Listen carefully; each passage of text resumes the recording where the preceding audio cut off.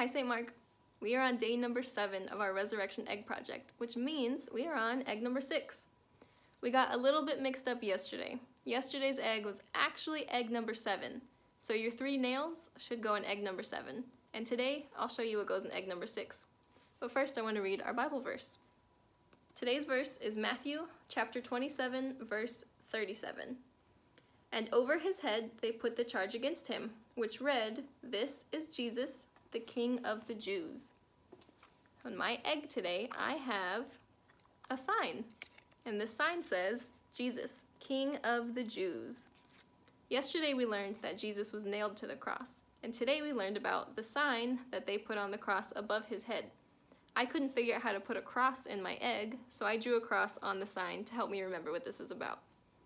So whenever they would think of kings, they used to think of these really, really powerful men that had fancy homes and they wore fancy clothes and they had a lot of money and they would even have servants to do things for them.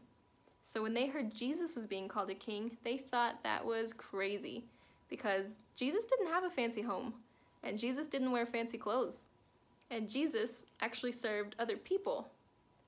So when they called him a king, they thought it was crazy. And the sign that they made to put above him on the cross wasn't actually a nice thing. They were doing that to make fun of him since they called him a king, but he didn't act like the kings used to act. But we know today that Jesus is a king. Jesus is king of the whole universe. Jesus is king of kings.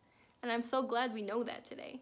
But to help us remember that, we're gonna make this sign. So you can make it however you want.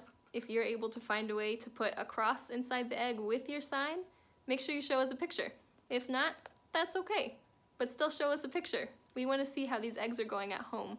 So don't forget to share it with us in the comments below this video and keep watching to hear the rest of our story.